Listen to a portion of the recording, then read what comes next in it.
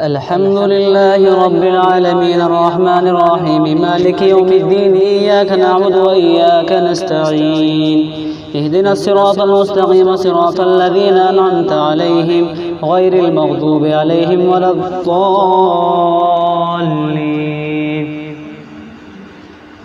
بسم الله الرحمن الرحيم سبح لله ما في السماوات وما في الأرض وهو العزيز الحكيم.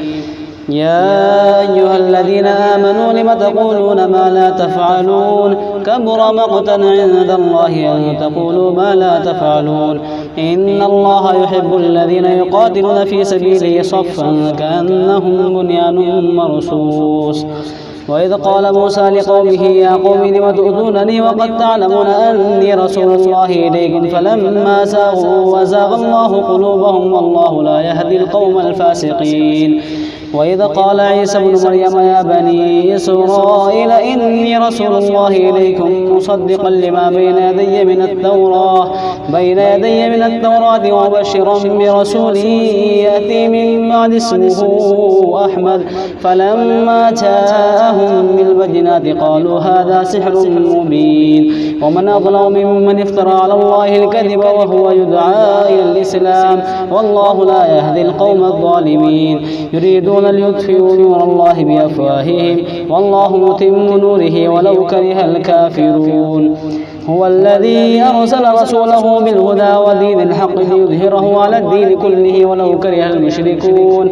يا أيها الذين آمنوا هل أدلكم على تجارة تنجيكم من عذاب أليم تؤمنون بالله ورسوله وتجاهدون في سبيل الله بأموالكم وأنفسكم ذلكم خير لكم إن كنتم تعلمون. يغفر لكم ذنوبكم ويدخلكم جنات تجري من تحتها الأنهار ومساكن طيبة في جنات عدن ذلك الفوز العظيم. وأخرى تحبونها نصر من الله وفتح قريب وبشر المؤمنين. يا أيها الذين آمنوا كونوا أنصار الله كما قال عيسى ابن مريم للحواريين من أنصاري إلى الله قال الحواريون نحن أنصار الله فآمنت طائفة من بني إسرائيل وكفرت طائفة فأيدنا الذين آمنوا على عدوهم فأصبحوا ظاهرين. تبارك الذي نزل الفرقان على عبده ليكون للعالمين نذيرا.